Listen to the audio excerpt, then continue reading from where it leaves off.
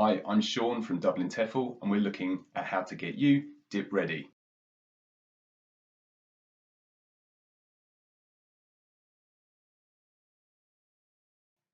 Number one, the bibliography.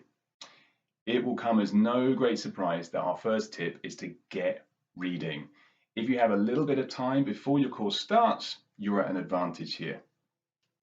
Now, you will no doubt have already done a Google search for dip or delta reading lists and possibly been confronted with pages and pages of book titles stretching way back into time.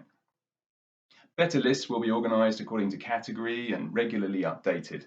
You can find links to Dublin TEFL's lists in the blog post accompanying this video. Now, hopefully you like reading, especially when the topic's interesting. And hopefully you're interested in language, learning and teaching. I mean, that's what we're here for, right? There's going to be some reading on your course. If you want to do really well, there'll be a lot. So these bibliographies are invaluable, and having a look ahead of time is a great idea. They can, however, feel a little bit overwhelming before you start a course. Do you really need to read all of these titles? Should you track them down and buy them all? The good news is no, you don't. And no, you shouldn't. However, navigating the book list and familiarizing yourself with some key authors is a great way to reduce the feeling of feeling lost in a sea of unfamiliar names. Here's what we suggest. Open a new document, a new page in your dedicated notebook you got just for the course. Nice big sheet of paper you'll put on your notice board. Just make a simple table. Identify the topic areas from the syllabus or from the reading list or course timetable, and leave a bit of space next to each area. Note down just one or two key people for each area. You can see an example here. Then search for material from these people, maybe from the reading list, books, articles, blog posts even. Some of them have their own websites. Bookmark these and come back to them later. You will need some books for your course. These can add up. They can be expensive. So check with your centre which are absolutely required and get hold of them as far in advance as you can. Second-hand copies can save you money, so check as well if the latest editions are an absolute requirement. If you're doing a course online but also for in-person courses, find out what access you have to journals. This is important. As a minimum, you'll want ELTJ, the English Language Teaching Journal, and MET, now incorporating English Teaching Professional. There are some open access journals out there that may have useful additional reading. There's quite a few. A couple that are quite good are the TESOL J and the Career TESOL journals. So go check these out, bookmark them again on your browser.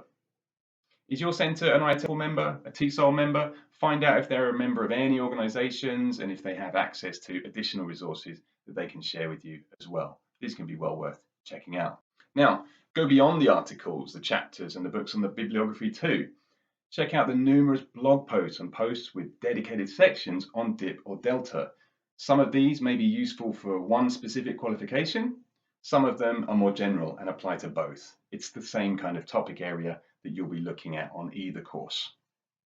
You can see a selection of blogs on the screen here. Check out Sue Swift's material online for the Delta, but also for general dip and master's level content. She has an excellent glossary of key terms on there as well. I remember working with Sue back in Milan years ago. She really knows her stuff and there's so much great content on there. Go and check it out. Sandy Millen, if you haven't seen her blog yet, you really ought to. It's an absolute treasure trove. She also gives her own experiences of going through the Delta. Peter Clements does the same thing for the Dip TESOL, and again, the rest of his blog is well worth a look. Rachel Slattery at the TEFL Zone should also definitely be on your personal blog reading list. It's chock full of pieces on teaching and development. And then there's the mysterious ELT concourse. Who is behind it? A fabulous free resource. Do go and check it out. Now, whenever we do this and show a selection of blogs, there's bound to be some big ones we've missed out.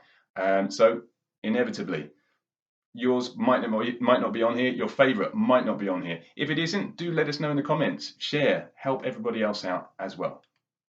Okay, so get reading. But also, and here's number 2, not just reading. Diversify your input. Go and get some audio, get some video. This is good to do before a course, but also if you're in the middle of one. Take that list of people you made earlier and do a YouTube search. Have they got any good talks for you to watch? Conferences, both face-to-face and online, often release some talks as public. Of course, check out our own DT Open webinars here on our website.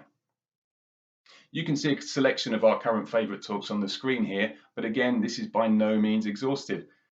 Again, do let us know your favourite presenters in the comments.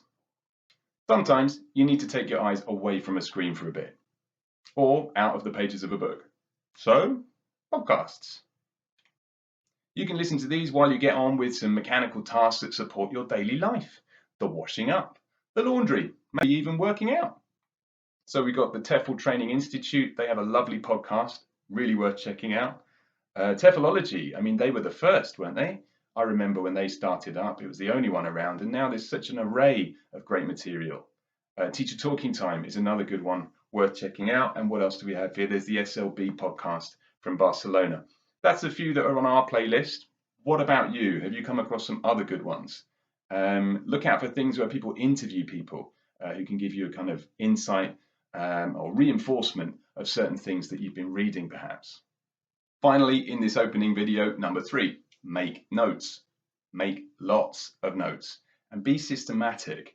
These notes will really come in handy for writing lesson plan rationales, for writing essays, exam revision, and Unit 2 Dip TESOL independent research projects. So get some really good quality notes down. Here's a suggestion, how to be systematic. Open a GDoc. We like GDocs. It saves automatically. You can start on your laptop and then you've got it on your phone. When you come across some new information, you can add it in. So we like that, but maybe you have a better system. Let us know. But fill out a simple table. Here's some information you need to get down. Key people for each topic. So we have an example here, and you can download if you want and make a copy and fill out yourself. But here's an example for Lexis. Get the key people down. Who's talking about Lexis? Who are the people I need to listen out for? If I see something pop up on YouTube, oh, I'll watch that. Key people. Next, key ideas and concepts. What do they talk about? And there's overlap here with key terms, isn't there? So terminology. A lot of academic endeavour is a vocabulary learning exercise. It's like recognizing things that you do and, okay, here's a technical term for that. Now I can discuss that with other professionals and read about it and write about it as well. So key terms are important. Yes, you can come back to those, make Quizlets, flashcard apps and so on, but get them in your notes at this stage, okay? Don't worry about your notes being complete. Leave lots of space. That's why editable documents are really handy. You can just keep adding stuff to them. And your own questions. Something pops to your mind, you think, I don't really understand that. I'm going to find out more, or I need to speak to somebody, or I'm going to ask my tutor, that kind of thing. Make notes of these questions. When you come back and look at your notes, maybe you've got the answer from somewhere else. You can make a link there, you can write it down. Okay, and there you have it, the first installment of our 10 ways to get ready for your dip or delta. Stay tuned and follow us so you know when the next installment comes out, and you'll be dip ready in no time.